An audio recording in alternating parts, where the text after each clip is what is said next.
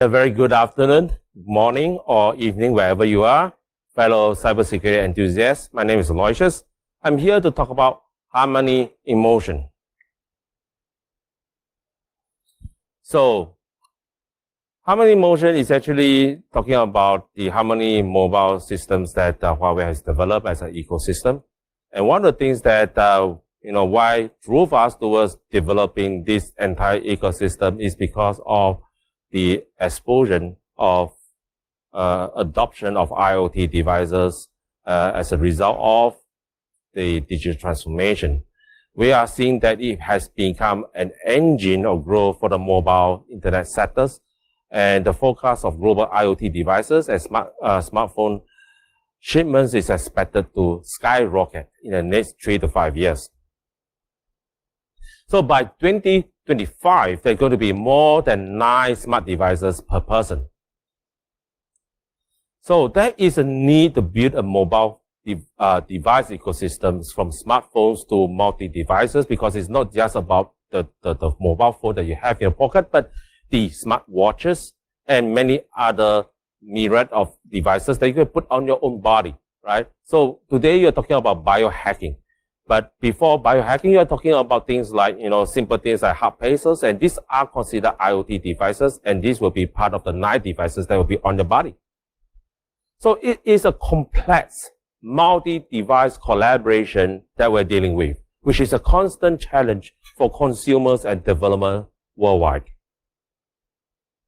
The complex connection, the isolated ecosystems, the difficulty in managing data sharing, as well as the difficulty in collaborations, is all causing us a lot of headaches as we tackle this problem when we talk about digital transformation and adopting the digital lifestyle in the new digital era, right? So there's a whole chunk full of digital out here, and that's maybe one of the reasons why Mark Zuckerberg is renaming Facebook into Meta, right, to represent the metaverse that we are all moving towards.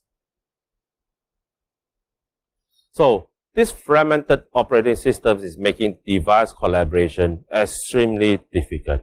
It is difficult because of repeated development for different devices types, which you have to make an effort to develop for the various OSs. And sometimes it could mean developing the app all over again. And it's also difficult to adapt for different screens and interaction. I mean, you look at the different screen type that you have for your phone, the small one to the big one, to the tablets that are holding in your hand, to even that, devices that you have in your car, whether is it a Tesla or any vehicles, they all come with different shape and sizes. And not to mention that there is also the lack of efficient development environment and tools that is available at your disposal to address all these requirements. So in short, there's a lack of a harmonized app ecosystem that is easy to use, that doesn't have any entry or barrier entries, that you don't have to reinstall the app all over again extremely when you need it the most.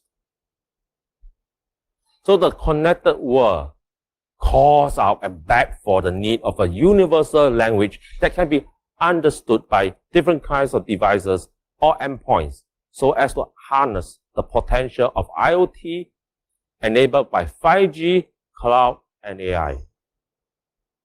And this is where we try to tackle the problem by looking at a Huawei seamless AI life strategy that can be addressed by the Huawei Harmony OS ecosystem, right? So down here, when we talk about the ecosystem, we're talking about the ecosystem from the apps perspective, the various applications that you can find to be installed in your phones and in whatever applications that are running, even your mobile, your mobile devices like your laptop, to the hardware itself, right? From the printers to the phones, to even the smart cars that is, that you are dreaming to own one of these days, right? That will drive you from point A to point B without you even lifting a single finger.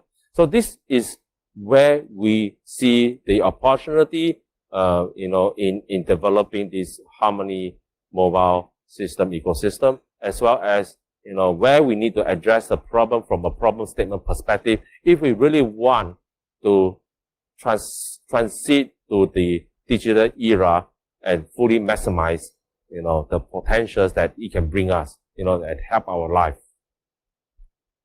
So in Harmony OS, we are looking at one OS to meet all the needs. Okay, to meet all the needs of the future 1+8+N ecosystem, which we are talking about all scenario smart life. So earlier we talked about by 2025, every person should have at least 9 devices on their body. So, this is the next generation smart device operating systems that you need to provide a uniform language for different devices to intelligize, right? They should be able to intelligize and interconnect and talk to each other, collaborate to share the information to bring simple, smooth, and continuous and secure all scenario experience, right? Moving from your phone, if you're editing your messages, your SMS or your WhatsApp, to, typing it on your laptop, to even continue the message on the car itself, or, as you go to the fridge, you open the fridge, you can continue to edit the message or write a report. This is a kind of seamless experience that we are now envisioning and saw it in all the anime series, all the TV series, all the futuristic Star Trek. This is something that is happening right now, and we need to enable all this transition. But, at the end of the day, every good thing always comes at a cost. And one of the costs is data privacy. How do we ensure data security protection throughout the entire data life cycle? By looking at whether are you the right person, that owns the data, that uses the data, and use it in the right way and on the right devices, right? It doesn't make sense if these devices, that this data that you're using, for example, is specific to one application scenario, it shouldn't be made available to another, type of application scenario or on another devices, because it will mean that there's a significant data leakage on there, right? Take for example, right? When you're moving and transiting from point A to point B in a smart vehicle, will you probably need that, in other smart devices like a smart toilet? Probably no, right? But that also means vice versa, right? The kind of sensitive data that's related to your personal health, that is from the smart toilet, the smart washroom, it shouldn't be also available outside of the toilet. It should stay, whatever happened in the toilet should stay in the toilet.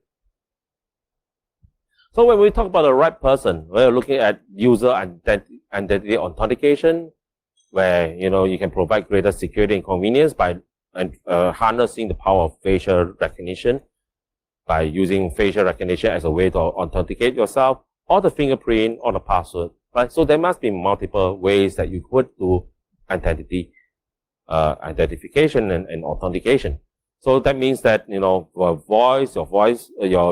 facial and your trusted devices, and fingerprint, it all come together in the collaborative authentication, that is secure, but yet convenient.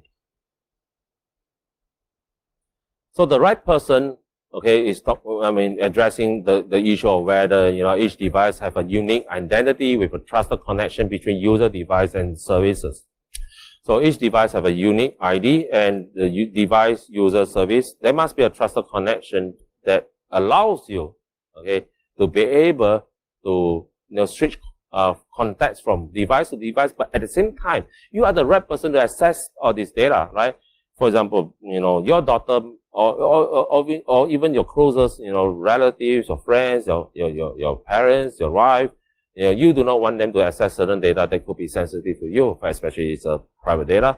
So you probably would not, want this to be shared. And the other case, if you drop your phone in the park, right, while you're jogging, or you drop your watch, in the park, when somebody pick up, they will not be able to access your sensitive data anyway. So to make sure that you are not only the right person, but you also have the right devices, because when we talk about hardware, you have to talk about the hardware root of trust, ensuring comprehensive device security from bottom up. So that means, talking about having a rich execution environment that you can build based on a trusted execution environment, where the formal verification enabled microkernel in Harmony will be able to allow you to have this level of assurance.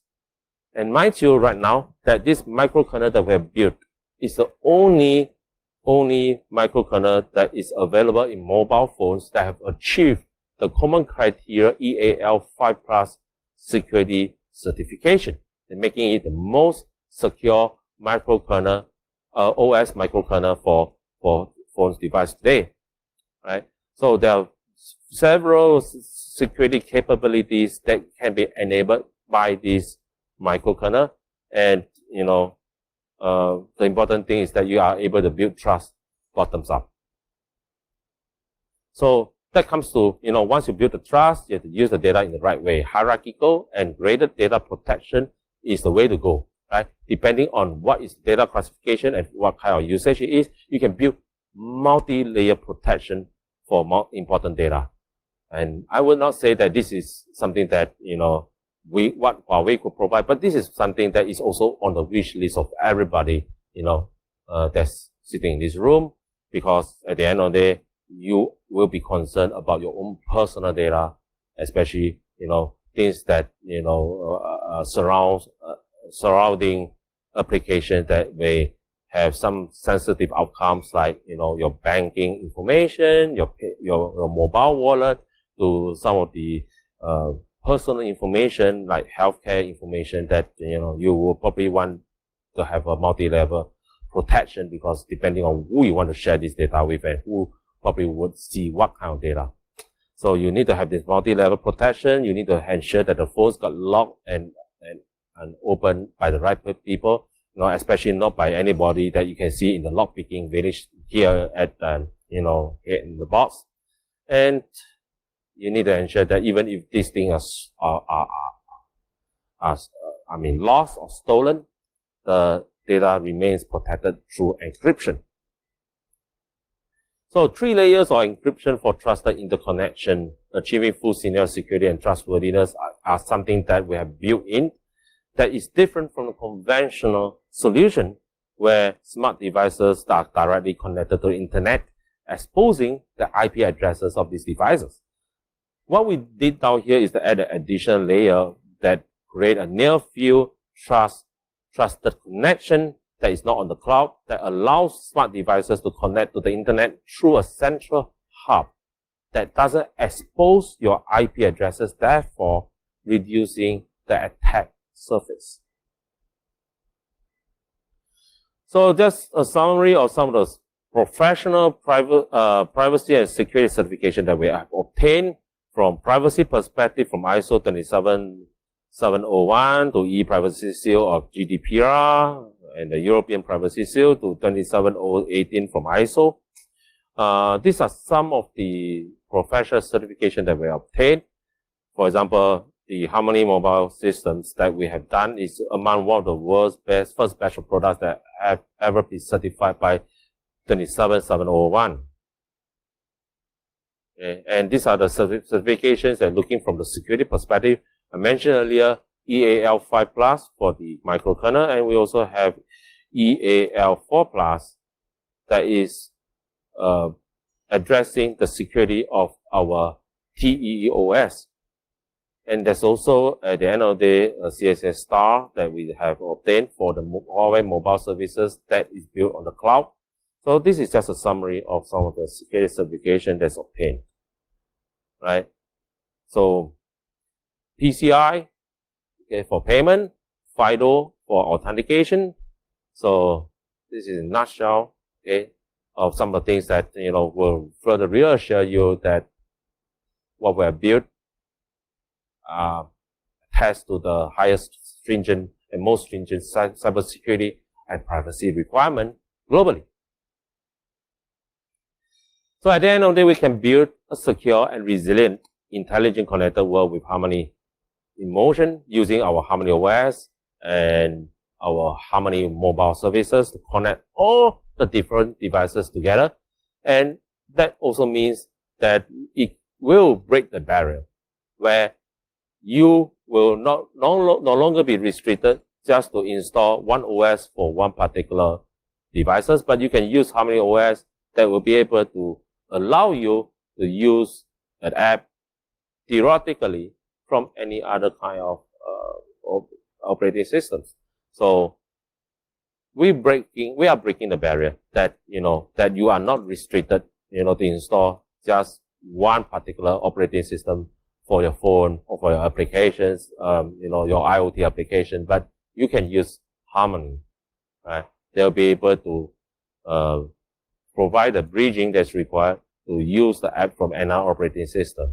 So this is what we call by building an open and collaborative ecosystem with Harmony as the baseline that will be able to provide the baseline virtual machine interpretation that you can actually, use another application that's developed for another OS with no problem. So at the end of the day, as a user, I'm not limited by my choice, whether, if I buy a certain brand of phone, I'm limited by the capability of the phone because I have to install that OS. But right now, we have this choice, and this choice is a secure and resilient choice that, at the end of the day, we'll see the transition of Huawei, putting that OS not only in our phone, but also in the future smart cars that is built on our our trusted mobile platform powered by Harmony. Thank you very much. That's what I got to share today.